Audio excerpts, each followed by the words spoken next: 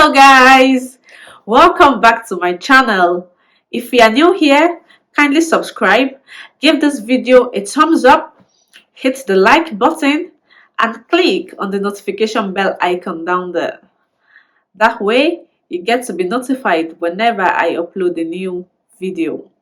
Tonight we will be reading a folktale from America South titled The Talking Eggs. This story is written by Robert Dansucci and the pictures are by Jerry Pickney.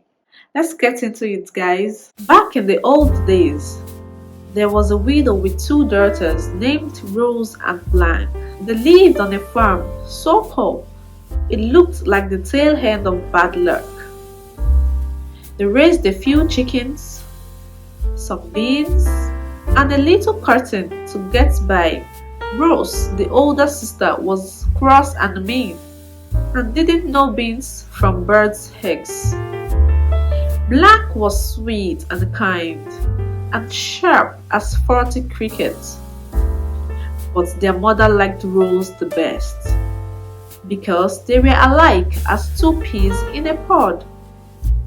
Bad-tempered, sharp-tongued, and always putting on airs. The mother made Blanche do all the work around the house. She had to iron the clothes each morning using an old iron filled with hot coals, chop cottons in the afternoon, and string the beans for supper.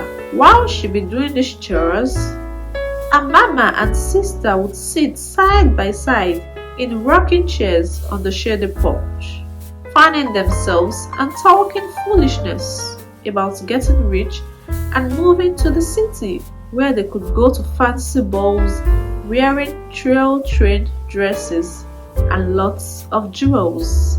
One hot day, the mother sent Blanche to the well to fetch a bucket of water. When the girl got there, she found an old woman wrapped in a raggedy black shawl, near fainting with the heat.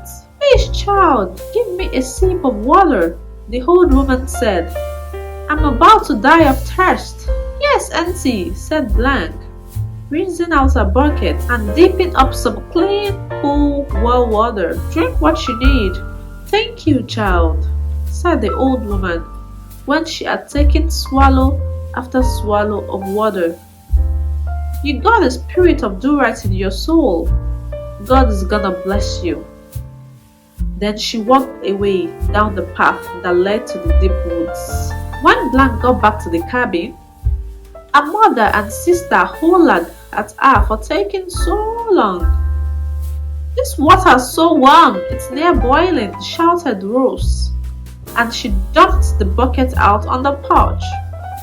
"Here, your poor sister is near dying for a drop of cool water," her mother screamed, "and you can't even drink that little thing."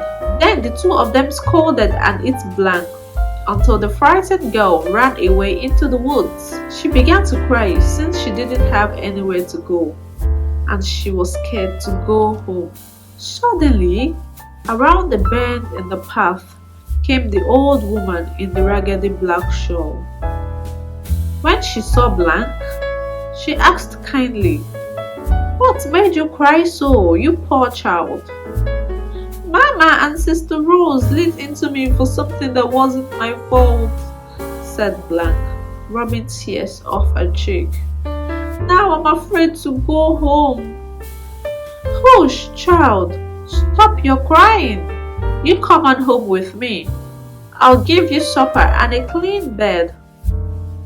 But you got to promise you won't laugh at anything you see." Blanche gave a word of honor that she wouldn't laugh. Then the old woman took her by the hand and led her deep into the backwoods.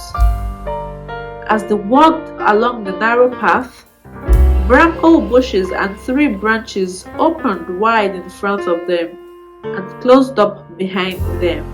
Soon they came to the old woman's tumble-down shack.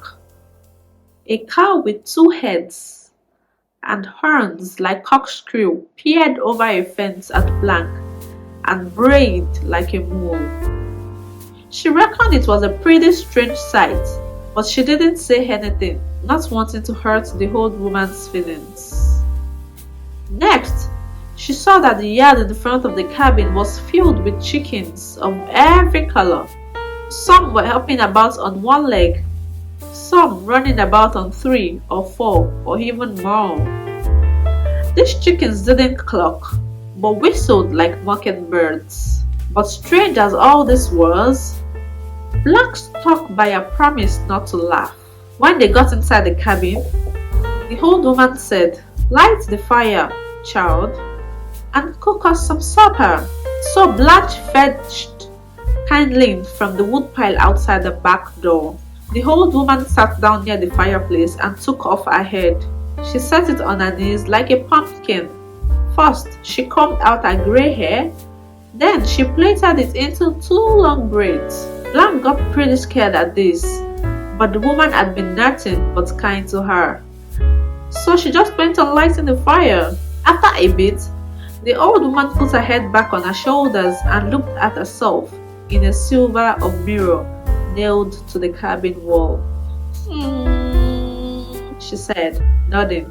"That's better." And she gave Blanche an old beef bone and said, "Put this in the pot for supper."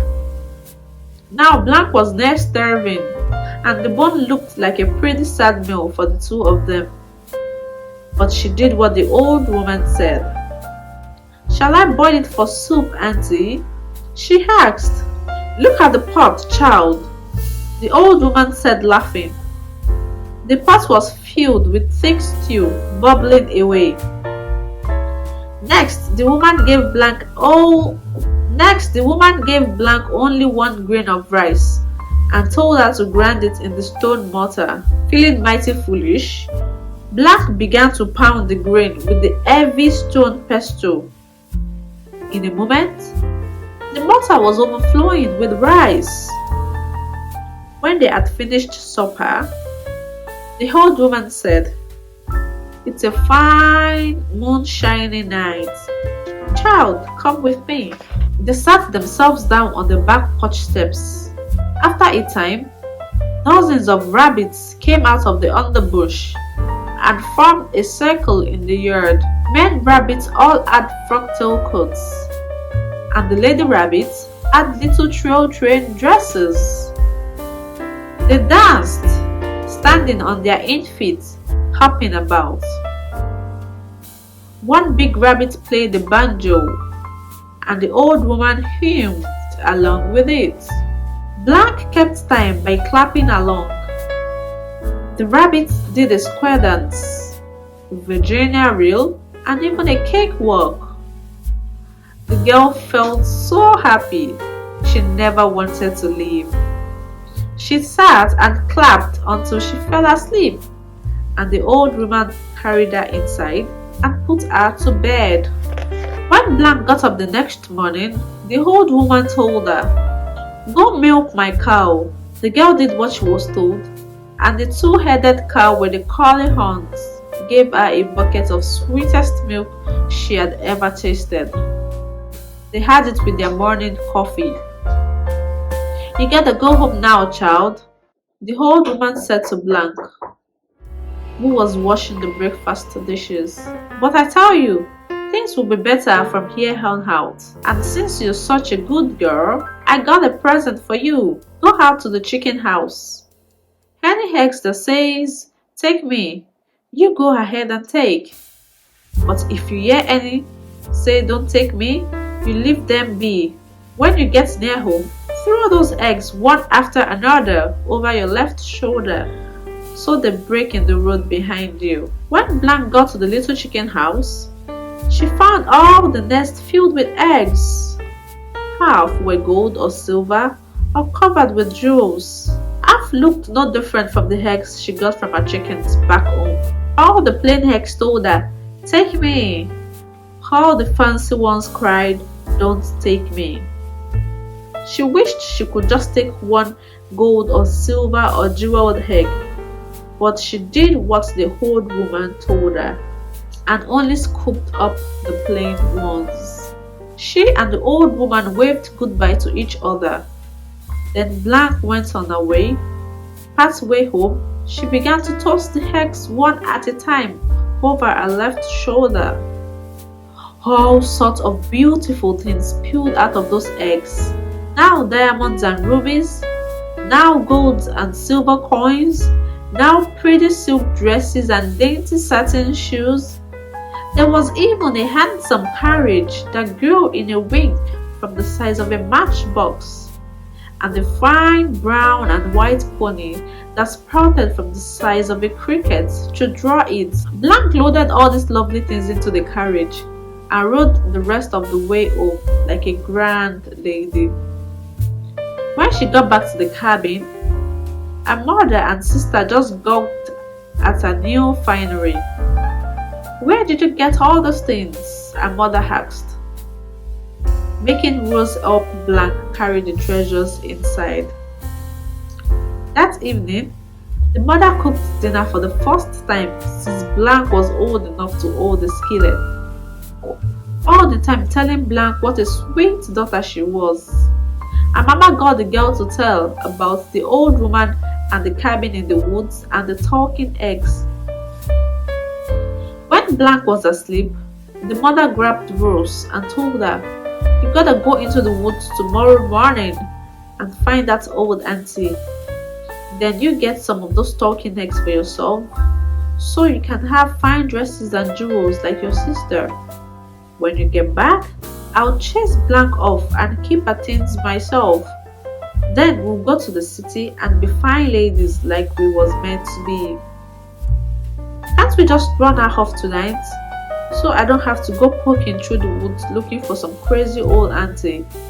Rose whined. "There's not near enough for two," her mother said, getting angry. "You do as I say, and don't be so contrary." So the next morning, Rose set out drag-foot into the woods. She dawdled mostly, but soon met the old woman in a raggedy black shawl. "My sweet little sister Blank told me you got a real pretty house and home," said Rose. "I'd appreciate to see it." "You can come with me if you have a mind to," said the old woman, "but you gotta promise not to laugh at whatever you see." "I swear," said Rose. So the old woman led her through the bramble bushes and tree branches into the deep woods. But when they got near the cabin and Rose saw the two-headed cow that brayed like a moon and the funny-looking chickens that sang like mockingbirds, she yelled, "If there ever was a sight, that's one. That's the stupidest thing in the world." Then she laughed and laughed until she nearly fell down. Said the old woman, shaking her head. Inside, Rose complained when she was asked to start the fire, and she wound up with more smoke than flame. When the old woman gave her an old bone to put in the pot for supper, Rose said crossly, "That's gonna make a mighty poor meal." She dropped it in the pot, but the old bone remained a bone, so they only had tin soup for supper. When the old woman gave her 1 grain of rice to grind in the mortar, Rose said, "That sad speck won't hardly feed a fly." She wouldn't leave the pestle, so they had no rice at all. The old woman muttered. Rose went to bed hungry. All night long, she heard mice scratching under the floor and screech owls clawing at the window. In the morning, the old woman told her to milk the cow. Rose did. In the morning, the old woman told her to milk the cow. Rose did, but she made fun of the two-headed creature, and all she got was a little sour milk, not fit for drinking. So they had their breakfast coffee without cream. When the old woman lifted her head off her shoulders to brush her hair, quick as a wink, Rose grabbed that head and said, "I'm not gonna put your head back together till you give me presents like my sister got." "Ah, child, you are a wicked girl," said the old woman's head. "But I got to have my body back, so I'll tell you what to do." Go to the chicken house and take those eggs that say, "Take me." But leave be the ones that cry, "Don't take me." Then you toss those eggs over your right shoulder when you are on your way home.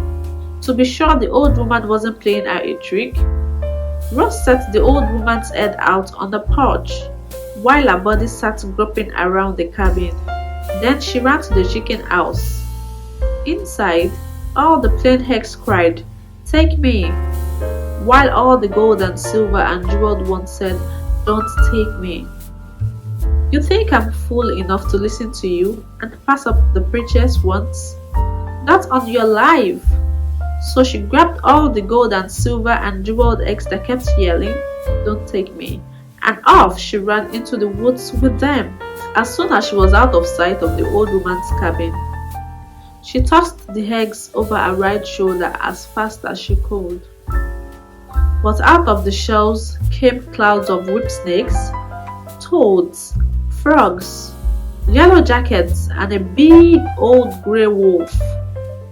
These began to chase after her like pigs after a pumpkin. Hollering bloody murder, Rose ran all the way to her mother's cabin. When the woman saw the swarm of things chasing her daughter, she tried to rescue her with a broom, but the wasps and the wolf and all the other creatures wouldn't be chased off. So mother and daughter hightailed it to the woods with all the animals following. When they returned home, angry and sore and stunk and covered with mud, they found Blank had gone to the city to live like a grand lady, though she remained as kind and generous as always. For the rest of their lives, Rose and her mother tried to find the strange old woman's cabin and the talking eggs, but they never could find that place again. That's the end of the story tonight, guys. I hope you learned one or two lessons from this story. As for me, I learned that it's good to be kind and generous. And most importantly, it's always good to listen to instructions. Alright guys, I'm gonna see you in my next one.